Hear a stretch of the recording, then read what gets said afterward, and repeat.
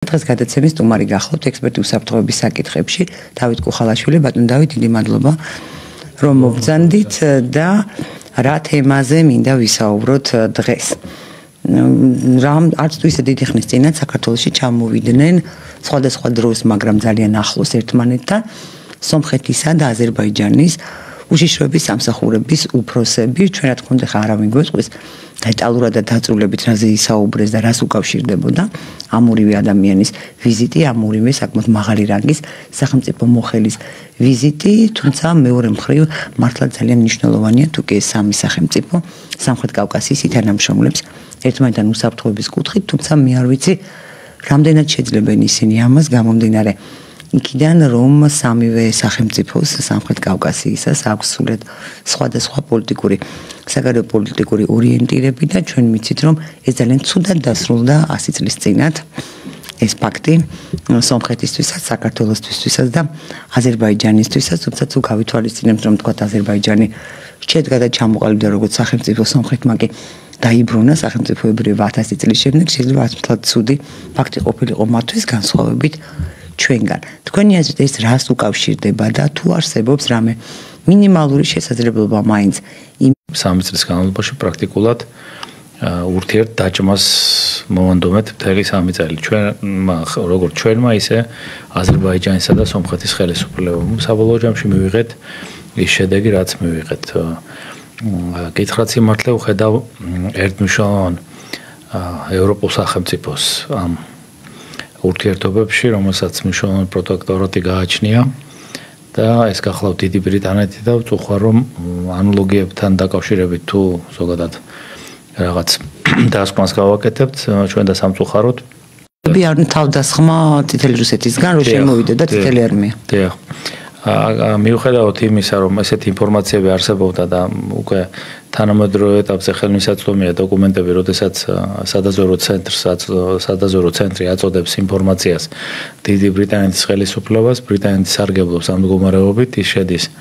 მოლაპარაკების რეჟიმში საბჭოთა რუსეთთან და პრაქტიკულად ნაცვლად იმისა, რომ თქვათ იმ მისიით, რომელთაც შემოსული იყო, რომ თქვათ გარკვეულწილად დაეცვა და საქართველოს დამოუკიდებლობა ისტოვებს საქართველოს ტერიტორიას და პროცესები, რომელიც განვითარდა, რომელსაც ახლა ვფიქრობ, რომ საუბარი უკვე არ ღირს, განვითარდა ისე, როგორც უნდა განვითარებოდა. მე ვფიქრობ, რომ ღირს კონტურები რომ მოვხაზოთ, ვინაიდან შეიძლება ისევ განმეორდეს და რაღაცა გაკვეთილის მაგვარი რომ გამოვიტანოთ, როგორ შეიძლება განვითარდეს ერთ-ერთი ვარიანტი, ვთქვათ. ხო, ერთ-ერთი ვარიანტი გახლავთ ის, რომ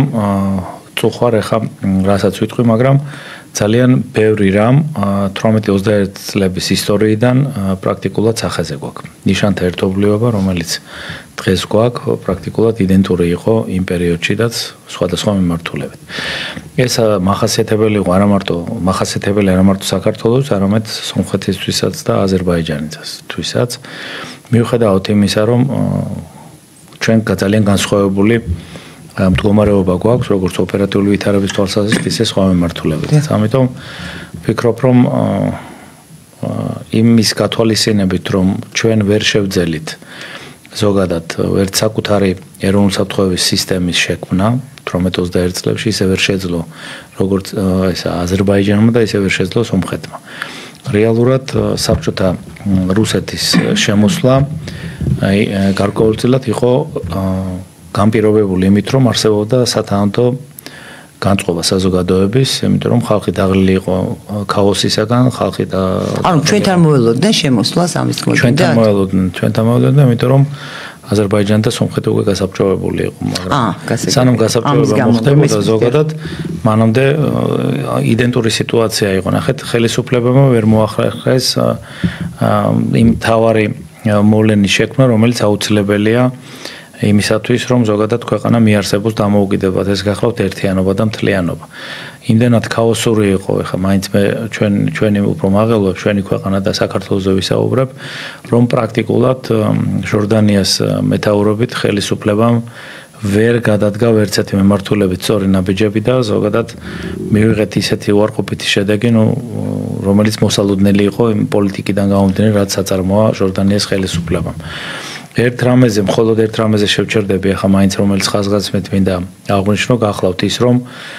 უკვე საომარ მოქმედებაში მყოფმა საქართველოს, როდესაც ხელისუფლება მოგლეჯილი გარბოდა საქართველოსთან და იმ ხელისუფლებამ, რომელმაც შეძლო თქვათ ძალიან დიდი რაოდენობით არა, მაგრამ გარკვეული რაოდენობით იარაღის და ამუნიციის შემოტანა უცხო სახელმწიფოებიდან აღნიშნული ამუნიცია და იარაღი აღმოჩნდა პრაქტიკულად უსარგებლო. ზოგი იარაღი საერთოდ არის რო და ან ერთი გასროლის შემდეგ ზოგადად წყობრიდან გამოდიოდა. ანუ იქაც კორუფცია იყო? აქ არა მარტო კორუფცია, არამედ მე მაინც ვფიქრობ, საუბრობ იმ ევროპულ სახელმწიფოებზე, რომლებიც დღესაც აქტიურობენ საქართველოს ეროვნული ინტერესების წინააღმდეგ. სწორედ ამ სახელმწიფოებიდან მოხდა აღნიშნული იარაღისა და მიყიდეს ასეთი ალბათობის მაღალი ხარისხით შესაძლებელია კორუფციაც იყო და შესაძლებელია რომ მეორე მიმართულებაც იყო, რომ ყველას თავის გასაჭირი ჰქონდა და იმ საფრთხის ასარიდებლად, რომ თქვათ საქართველოში რაც მოხდებოდა ამის პრობლემა არ ჰქონდათ და ზოგადად სამხრეთ კავკასიაში, თავარი იყო საფრთხეები თავიდან აეცილებინათ და არ გამოურიცხა არც იმას, რომ ამ პროცესში არსებობდა სადაზორო კოორდინაცია ზოგადად საბჭოთა რუსეთთან. საუბრობ ევროპული სახელმწიფოების სადაზორო სამსახურებს. პრაქტიკულად მივიღეთ ის შედეგი, რაც მივიღეთ, მაგრამ უნდა ვიცოდეთ, რომ ისტორიას აქ ერთი მნიშვნელოვანი თვისება განმეორება ძალიან ხშირი არის, განსაკუთრებით იქიდან იმის გათვალისწინებით, რომ ჩვენ ზოგადად ჩვენ და სამწუხაროდ პოსტსაბჭოთა საქართველოს ნაკლებად გაიზიარა მისმა ხელისუფლებებმა ობიექტური რეალობა, რომელშიც ჩვენ ცხოვრობთ. პრაქტიკულად ჩვენ დღეს ვიმყოფებით იმ მდგომარეობაში, როდესაც ჩვენი მეზობელი სახელმწიფო რუსეთის ფედერაცია ამოგდებული ყავს იმ რისკების შეფასების სისტემიდან, სადაც პრაქტიკულად საფრთხეები იდენტიფიცირებული უნდა იყოს და ჩვენ უნდა ვიცოდეთ, რომ რაც არ უნდა შორი გზიდან ველოდებოდეთ რაღაც ტიპის დახმარებას, ჩვენ აუცილებლად გვმართებს ეს ახალს მე არაფერს არ ვამბობ, ეს არის ის რეალური პოლიტიკა, რომელშიც ზოგადად სახელმწიფო უნდა ცხოვრობდეს, აუცილებლად უნდა ვითვალისწინებდეთ პირველ რიგში ჩვენი მეზობლების დამოკიდებულებებს, ჩვენი მეზობლების ეროვნული საფრთხეების კონცეფცია, სხვადასხვა ტიპის მარეგლამენტირებელ დოკუმენტებს, ესევე დახურული წყაროებით მიღებული ინფორმაციებს, დიპლომატიური გზებით მიღებული ინფორმაციებს, რომ ზოგადად ისე არ დაიძაბოს სიტუაცია, რომ სანამ ჩვენ ვინმე რაიმეზე მოგვეშველება, რომ დავკარგოთ ყველაზე მნიშვნელოვანი, რომელიც თქვათ 35 წლის განმავლობაში. ანუ ისევ არის აი ეს ოკუპაციის საფრთხე? ყველაფერი დამოკიდებულია იმაზე, როგორ გონივრულ პოლიტიკას დამატებითი ოკუპაციის უფრო ზუსტად. როგორ გონივრულ პოლიტიკას განახორციელებს ჩვენი ხელისუფლება. კიდევ ერთხელ ვიმეორებ, ჩვენ საუბრობთ სამი ქვეყნის შეხვედრაზე და ჩვენ საუბრობთ ძალიან განსხვავებულ ოპერატიულ ვითარებაზე. მიუხედავად იმისა, რომ ყარაბაღთან დაკავშირებით თქვათ ზოგადი შთაბეჭდილება საქართველოში შექმნილია ისეთი, რომ თითქოს პრობლემა მოგვარდა, მე მაინც ვფიქრობ, რომ ეს პრობლემა არ არის ბოლომდე მოგვარებული და ვფიქრობ, რომ აღნიშნული ნაღმის ამოქმედება ზოგადად ჯერ ისედაც ძალიან დიდი ტერიტორიებია დანაღმული, რომელიც დღეს თქვათ, რომელზეც კონტროლს ახორციელებს აზერბაიჯანის ხელისუფლება, მაგრამ ვფიქრობ, რომ ეს ტერიტორიები როგორც მოქმედი სომხეთის მიერ დანაღმული? დიახ, და ეს ტერიტორიები როგორც და ზოგადად კონფლიქტი გარკვეულწილად არის კონსერვირებული და მისი გაღვივება ნებისმიერ დროს არის შესაძლებელი თუ სპეცსამსახურებს ამის თქვათ და სახელმწიფოს ინტერესებში, უცხო ქვეყნის სახელმწიფო ინტერესებში ეს კონფლიქტები შევა. ამასთან და სომხეთმა ვისი ზურგით შეიძლება ეს განაახლოს? ამ შემთხვევაში რუსეთი გულისხმობა, საფრანგეთი გულისხმობა?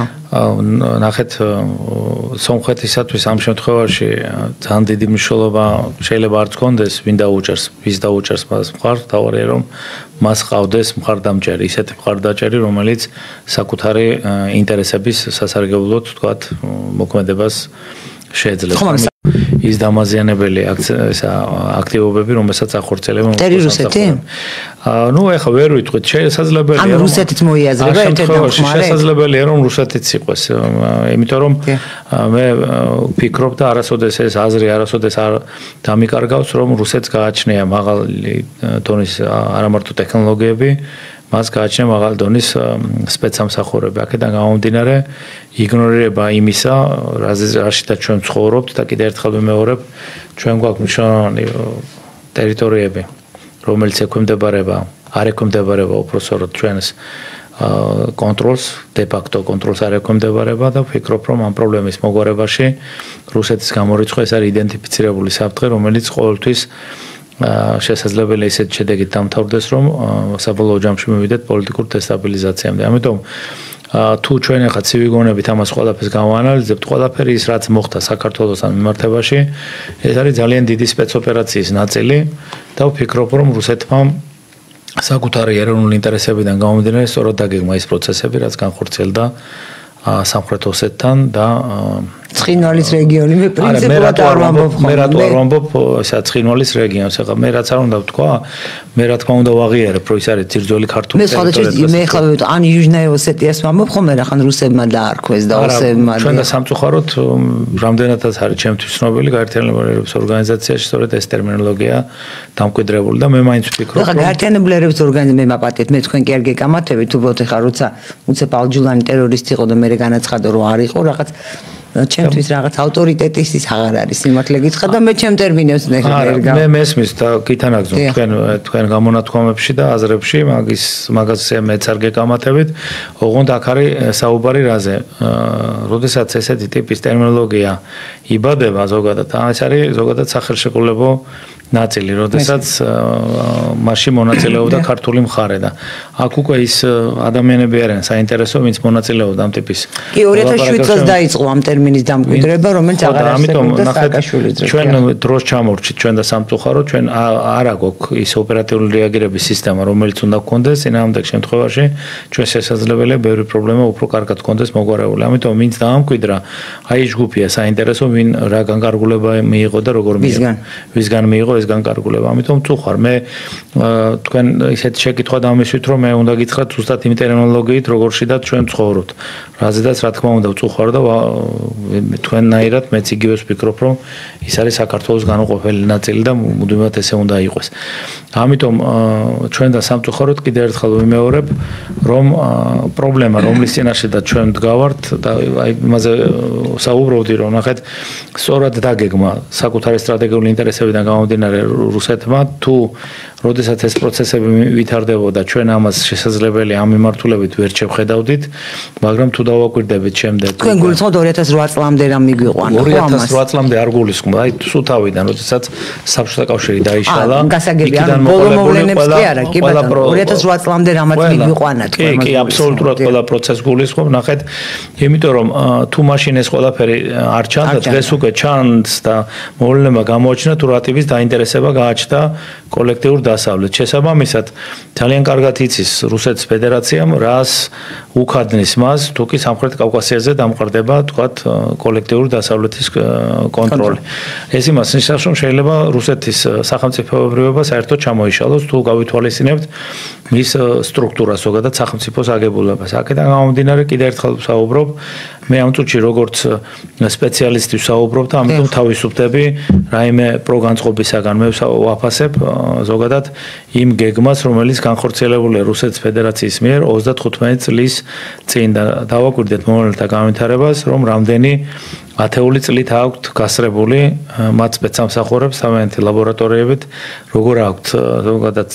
სტრატეგია გაწერილი და როგორ მოქმედებენ მე ვისურვებდი რომ ჩვენ შევქონოთ ესეთი დასავლეთსაც ზუსტად ასევეა გასაგებია რა თქმა უნდა მაგრამ ნახეთ მან შექმნა მნიშვნელოვანი ბერკეტი რომლითაც ის პოზიციონირებას ვერასოდეს ვერ შეწყვეტს და რომლითაც ნახეთ ეხა ტყუილი ის არის რა საუბრები ზოგადად ცრუ მოლოდინების შექმნა განხორციელდა სხვადასხვა ხელისუფლების პირობებში როდესაც საუბრობდით რომ ჩვენ გავხდებოდით ან ნატოს წევრი ან გავხდებოდით ევროკავშირის წევრი იქ პინგ-პონგის რეჟიმით ყოველთვის მიდიოდა სხვადასხვა ტიპის დიპლომატიური განცხადებები სადაც ამას ჩვენ ამოვიკითხავდით მათ შორის პირველი პირების მხრიდან მაგრამ თავად არსებითი გახლავთ ის რომ აფხაზეთი და სამხრეთ ოსეთის მდგომარეობა რომელშიც ჩვენ ცხოვრობთ ეს არა მარტო ჩვენთვის არის იდენტიფიცირებული საფრთხე, არამედ ეს არის იდენტიფიცირებული საფრთხე როგორც ევროპისათვის და ევროკავშირისათვის, ისე ნატოსათვის. არასოდეს არც ეკონომიკურად იბრძოლებს ევროკავშირი და პოლიტიკურად ჩვენთვის და არც ნატო არ იბრძოლებს ჩვენთვის ისე როგორც ჩვენ წარმოგვიდგენია. ჩვენ ზოგადად ქართულად უდგებით ხოლმე პრობლემებს, მაგრამ არ უნდა დაგვავიწყდეს, რომ საერთაშორისო ურთიერთობებში მთავარი არის ინტერესები. და ისინი არასოდეს არ დააზიანებენ საკუთარ ინტერესებს. და ჩვენ ვხედავთ თქვა უკრაინის მაგალითზეც, თუ კი ადრე არ გვიჯერებდა ჩვენი საზოგადოება, არ უჯერებდა სხვებსაც, ვინც ამას ამბობდა, რომ ყველა საკუთარი ტყავით და ძალით იბრძვის. ჩვენ რეკლამის გამო მცირე ხანით უნდა შევწყვეტოთ გადაცემა, დაგველოდოთ, მალე დავბრუნდებით. პოლიტიკა საზოგადო თვითცესთან და ნინო ხაჩიძესთან ერთად. ჩვენ ბრუნდებით ეთერში განაგრძობთ საუბარს ჩვენ სტუმართან, უსაფრთხოების ექსპერტთან დავით კუხალაშვილთან ერთად. ბატონ დავით, აი ეს ჩამოსვლა რას უკავშირდებოდა მაინც ეს და მე მინდა მეორე თემა მაქვს შემონახული თქვენთვის. გადავიდეთ სომხეთსა და აზერბაიჯანის უშუალო სამსახურების უფროსისა თავიანთ ქართველ კოლეგასთან. არ უნდა გამორიცხოთ ის გარემოება, რომ ორივე სახელმწიფოს გააჩნია ისეთი ტიპის საფრთხე, რომელშიც მოიაზრება საქართველოც. ესე იგი შესაძლებელია, რომ საქართველოსაც ანალოგიური იდენტიფიცირებული საფრთხე ჰქონდეს და შესაძლებელია, რომ ამ შემთხვევაში ნებისმიერი მიმართულებით შეიძლება ეს არის თქვა კონკრეტული შეიძლება იყოს საერთაშორისო ორგანიზაციიდან, შეიძლება იყოს კონკრეტულად სახელმწიფოდან, ამას არსებით მნიშვნელობა არ აქვს. შესაძლებელია, რომ აი ამათგან მოდიოდეს საფრთხე როგორც სომხეთთან, ისე აზერბაიჯანთან და საქართველოსთან მიმართებაში და ამ შემთხვევაში ინფორმაციის გაცვლა და გარკვეული კოორდინაციისკენ ალბათ მათ გარკვეული ნაბიჯები გადადგეს. კიდევ ერთხელ ვიმეორებ, რომ ჯერჯერობით არ არის გამოყენებული მთავარი იარაღი, რაც გამოიყენებოდა 18-21 წლებში. ეს გახლავთ ზოგადად საქართველოში კუთხური დაპირისპირება და ზოგადად სამხრეთ კავკასიაში ეს გახლავთ დაპირისპირება ეთნიკურ ნიადაგზე და რელიგიურ ნიადაგზე. ამიტომ ეს სცენარები მე მაინც ვფიქრობ, რომ გაწერილია და არსებობს სპეცსამსახურების არეალში, ვინ როგორ გამოიყენებს და ვინ რა დროს გამოიყენებს ამას ყველაფერს, ну ამაზე ზოგადად საუბარი ზედმეტია. მოდით ერთ რაიმეზე შევტანხმდეთ. მე მაინც უყურებ ყველა სამხრეთ კავკასიის გარშემო მომქმედ ყველა სახელმწიფოს ერთი მიზნისთვის გაერთიანებულს. რა თქმა უნდა, ყველა მასშტაბად იცის ის, რომ ესეთი მოქმედებებით ისინი ზოგადად რუსეთის ინტერესებს ვერ გააქრობენ სამხრეთ კავკასიაში. და მაინც რჩება ისეთი დაბაჟდილება, რომ ისინი ყველა თავის აქტივობას, მავნე აქტივობას ჩვენთან მიმართებაში ალბათ სომხეთთან და აზერბაიჯანთან მიმართებაში ახორციელებენ იმ კუთხით, რომ ისინი გარკვეულწილად ვაჭრობენ რუსეთის ფედერაციასთან კონკრეტული აუცილებლობის შემთხვევაში, რომ მათ მიიღონ სარგებელი. ამიტომ ეს პროცესი წააგავს ზუსტად იმ პროცესებს, რაც ხდებოდა 18-21 წლებში. მე კიდევ ერთხელ ვიმეორებ, რომ აი ზოგადად ისტორიულადაც რო გავხედოთ ამას და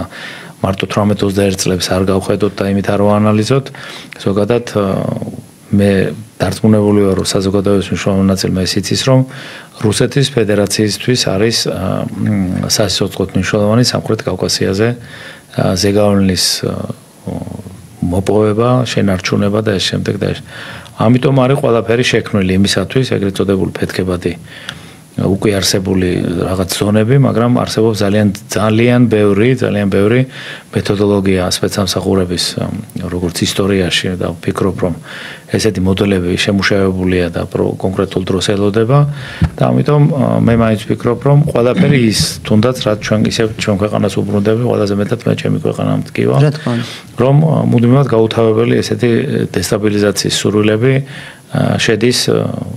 ზუსტად იმ სახელმწიფოების გეგმებში, რომელიც ცდილობენ, რომ ჩვენთან შექმნილი დესტაბილიზაციით ივაჭრონ რუსეთის ფედერაციასთან. ნუ ფაქტია სახეზე ხა რაც არ უნდა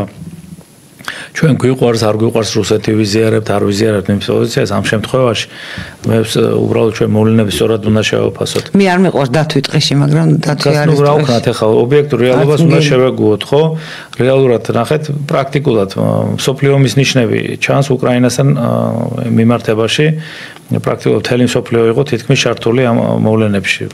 როგორც ერთ მხარეს, ისე მეორე მხარეს, ხო? და ნაცვლად იმისა, რომ თქვათ რუსეთი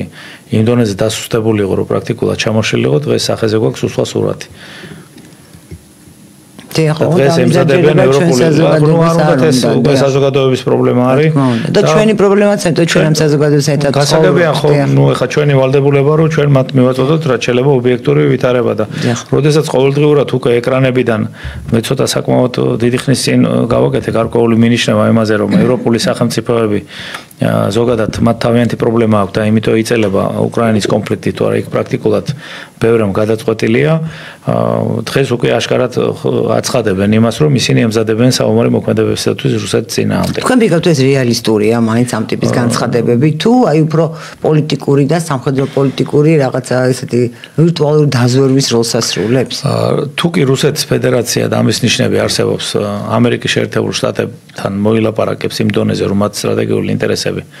გარკვეულწილად ერთმანეთს დაემთხვევა ევროპა ვერაცდება იმ საფრთხეს რასაც ის ვერაცდა მეორე მსოფლიო ომის დროს. ამ შემთხვევაში მე მაინც ვფიქრობ რომ თუ ობიექტურად შევაფასებთ მოვლენებს თანამედროვე ამერიკისათვის სადაც არ არის ძალიან კარგი და სტაბილური ოპერატიული ვითარება და რუსეთისათვის რომელიც პრაქტიკულად საომარ მოქმედებებში იმყოფება უკრაინასთან და ევროპულ სახელმწიფოებთან ვფიქრობ რომ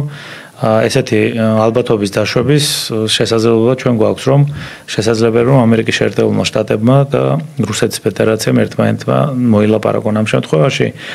ევროპა კი არ ემზადება რუსეთის საწინააღმდეგოდ საბრძოლველად პირიქით მე ვფიქრობ რომ ევროპა ემზადება იმისათვის რომ რუსეთის მიერ საპასუხო თქვათ აი მხარდაჭერისათვის საპასუხო აგრესიული ქმედებები თავიდან აიცილოს მაგრამ დამერწმუნეთ რომ ევროპაში არიან სახელმწიფოები რომლებსაც თავიანთი თავდაცვით სისტემები ისე არ აქვთ მოწესრიგებული როგორც უნდა კონდეთ ამიტომ ვფიქრობ რომ მომავალი მოვლენების განვითარებაში ძალიან ბევრი რამ თუ გვინდა რომ გაირკვეს მაინც ვფიქრობ რომ ეს ამ ორი სახელმწიფოს ლიდერი ერთმანეთთან აუცილებლად რაღაცას მოილაპარაკებენ მათ აქვთ თანამედროვე ეტაპზე ერთი და იგივე საფრთხის წინააღმდეგ ბრძოლის აუცილებლობა არა ძალიან ბევრ საკითხში მოდით ახლა ამაზე ვისაუბროთ და შემდეგისთვის დავაცადოთ მოვლენების განვითარებას მაგრამ როგორც ვაკვირდებით მიუხედავად იმისა რომ გარკვეულწილად თითქოს მოგოჩვენება რომ არეული რაღაც დამოკიდებულებები აქვს პროცესებთან მე მაინც ვთვლი რომ გარკვეული დაახლოება ამერიკის შეერთებულ შტატების პრეზიდენტსა და მის ადმინისტრაციასა და რუსეთს შორის გარკვეული ესეთი აი მარკო რუბიოს განცხადებას როსატომი აშენებს ატომურ ელექტროსანტოს უნგრეთში და ეს უნდა დასრულდეს იმიტომ რომ უნგრეთმა მოიპოვოსო ენერგოდამოუკიდებლობაო და ან უნგრელი ხალხის ბედნიერებისთვის ეს აუცილებელია და სხვა ხალხების ბედნიერებისთვის რატო არ შეიძლება მაშინ დარღვევა სანქციების არა მარტო უნგრელი ხალხი ხო არ უნდა იყოს ბედნიერი აქედანაც ერთ რამეზე უნდა შევთანხმდეთ რა ზოგადად საერთაშორისო სამართალი ეს არის ფურცელზე დატანილი კი ბატონო არანაირი ფასი არ აქვს და ჩვენ მე მგონი ორივე თანხმდებით имаზე რომ ორ სახელმწიფოში სადაც პრაქტიკულად ტერორისტული ხელისუფლება მოვიდა მასთან ყველა ტიპის სახელმწიფო როგორც რუსეთმაც ამერიკის შეერთებული შტატებმა ამიტომ ეს ყველაფერი ფარსია და ამიტომ კიდევ ერთხელ მე ზოგადად არ გამოვირჩევი ძალიან დიდად მადლობების თქმით მაგრამ მადლობა მინდა მოუხატო ყველა იმ ადამიანს ვინც იმისთვის იღვაწა რომ ჩვენ არ ჩავერთეთ იმ პროვოკაციაში, რომლის შედეგადაც შესაძლებელი იყო, რომ ჩვენი დამოუკიდებლობა დასრულებულიყო რამოდენიმე საათში. 4-5 საათში შეიძლება ჩვენ ზოგადად როგორც სახელმწიფო უბრალოდ არ ყოფილიყავით და შეიძლება გვქცეულიყავით რაღაც წარმონაქმად. ამიტომ ამის გათვალისწინება დღესაც გვმართებს და ის პროცესები, რაც საქართველოში მიმდინარეობს, ზოგადად არ არის ეს არა უკვე შემთხვევითი მოვლენა და ძალიან ეჭვი მეპარება, რომ პატრიოტული განწყობები ჭარბობდნენ ამ ურთიერთობებში. მაინც ვფიქრობ რომ არსებობენ ადამიანები, რომლებიც ამ პროცესებში ჩართული არიან, იმ სადაზორო პროპაგანდის გამო, რომელიც 2003 წლიდან საკმაოდ ბევრი ხნის განმავლობაში საქართველოში მიმდინარეობდა, მაგრამ არსებობენ ადამიანები, მათ შორის აღარ ვსაუბრობ იმაზე, ვინც დაკავებულია და ზოგადად ალბათ აღარ უნდა ვისაუბროთ მაგ ადამიანებს. ვინც გარეთ დარჩა, ეს კიდევ იმას აჩვენებს, რომ მაღალი დონის სადაზორო შეღწევადობა გააჩნია კოლექტიურ ევროპას და ისინი მართავენ იმ ვითარებას. ამიტომ ყველას გააჩნია ევროპასაც, რუსეთსაც, თურქეთსაც, ირანსაც, ჩინეთსაც, ალბათ საუდის არაბეთსაც, სომხეთსაც, აზერბაიჯანსაც. ამიტომ ზოგადად მე მაინც ვფიქრობ საუბრობ საკადრო პოლიტიკაზე და მაინც ვფიქრობ რომ ეთნიკურ და რელიგიურ ფაქტორებს ჩვენ სამწუხაროდ ალბათ იმდენ ყურადღებას არ ვაქცევთ. არ ვაქცევთ და ძალიან დიდი საფრთხეა. და ეს არის ძალიან დიდი საფრთხე და ჩვენ არ უნდა დაგვავიწყდეს კიდევ ერთხელ ვიმეორებ, როდესაც ვსაუბრობ უცხო ქვეყნებში ლაბორატორიულ სიზუსტეზე გათვლილ დამაზიანებელ ქმედებებზე, არ უნდა დაგვავიწყდეს ის, რომ განსაკუთრებით ალბათ ეს ეკუთვნის იმ ადამიანებს, ვინც მუდმივად დესტრუქციაზე ფიქრობენ საქართველოს ამემართებაში, რომ სადაც დღეს თქვათ მოჩვენებითი სიმშვიდე არის, ჩვენ გვაქვს რეგიონები, შესაძლებელი რომ ეს რეგიონები იქცნენ ძალიან დიდი კონფრონტაციის. ქვემო ქართლი მე ვიტყვი ამ რეგიონებს დავასახელებ და ბატონო დავით თქვენ ბძანეთ და კიდე ერთი რამ არ დაგვავიწყდეს, რომ შემთხვევით არ მიხსენებია უნიკალური სადაზვერო მიმართულება განვითარდა 18-21 წლებში, როდესაც კუთხური დაპირისპირებაც კი იქნა ინსპირირებული და მათ შორის რელიგიური კუთხითაც ძალიან დიდი დაპირისპირება იყო, მაგალითად ერთი და იგივე ეთნოსი იყო, მაგრამ განსხვავებული რელიგიის გამო საკმაოდ კარგად ისარგებლა ყველა იმ სახელმწიფომ, ვინც დაინტერესებული იყო დესტაბილიზაციით. საბოლოო ჯამში ეს სახელმწიფოები რა თქმა უნდა, ბოლომდე არ იბრძვიან მერე რუსეთის წინააღმდეგ და ისინი შედიან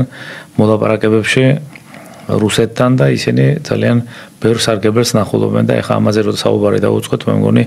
ძალიან შორს წავგვიყვანს უბრალოდ წუხვარ. ნახეთ რა ხდება, როდესაც დღეს უკვე ვალდებულება გახდა რომ უმაღლეს სასწავლებლებში საქართველოს ისტორია ისწავლებოდეს, რამდენი წლით გვაქვს დაგვიანებული და რამდენი თაობა ამოაგდეს იმ ვითარებიდან რომ ბატონ დავით სომხურენოვანი და აზერბაიჯანელოვანი სექტორები გახსნეს და ისევ დააბრუნეს რუსული სკოლები, ანუ საკომუნიკაციო ენა, სახელმწიფო ენა აღარ არის ამ ქვეყანაში. როცა შენ აძლევს საშუალებას შენი ქვეყნის არაქართველ მოქალაქეებს ისწავლონ თავიანთ მშობლიურ ენაზე და საერთოდაც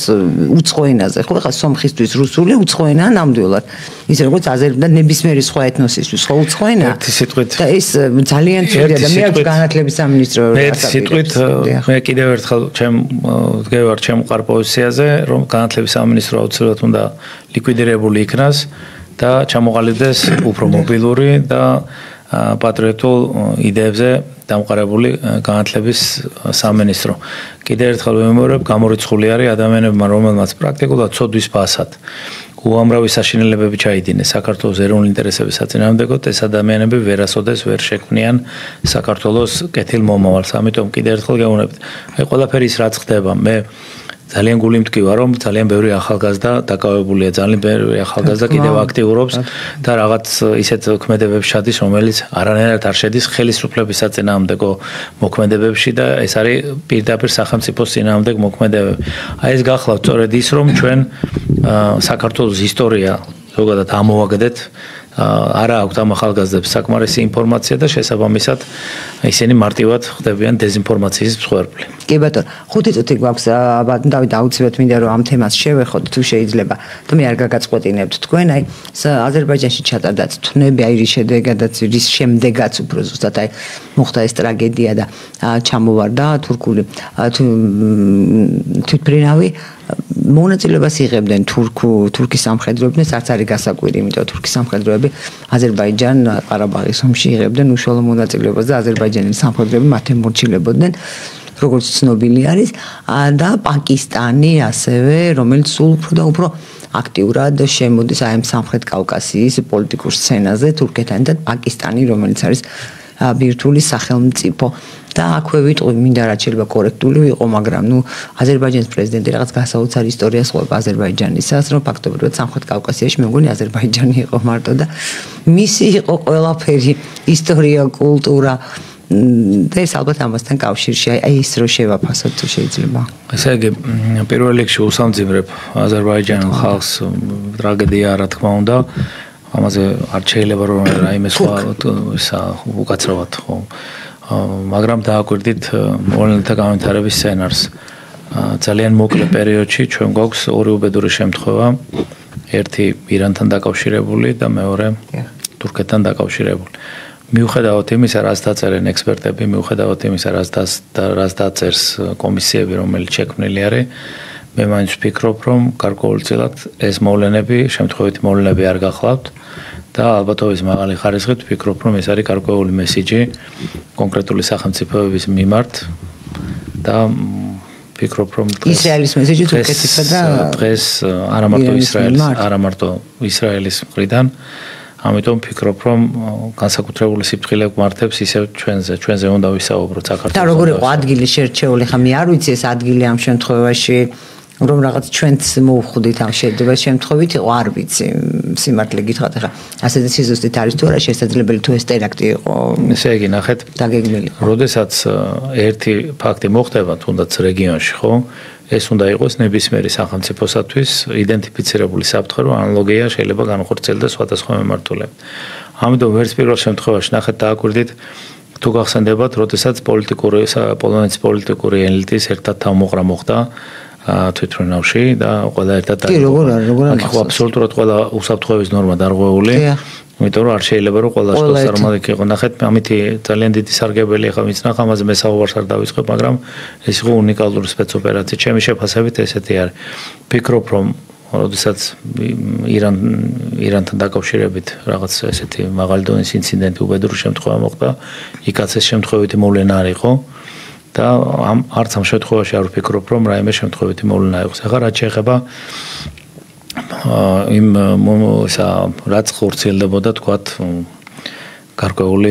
რა ქვია მას ახლა არ ვიცი ზუსტად წადება ხო რაღაც სამხედრო ის იყო რა მე მაინც ვფიქრობ რომ აღნიშნული პროცესი მიუღებელი არის რუსეთის ფედერაციისათვის მასაღიზიანებენ აქ გაღიზიანებაზე აღარ არის უკვე საუბარი მის ეროვნულ საფრთხეების კონცეფციაში პირდაპირ არის ისეთი მინიშნებები რომელიც ესეთი ტიპის მოქმედებებს პრაქტიკულად მიიჩნევს მისი ეროვნული საფრთხეებისათვის საფრთხედ ამიტომ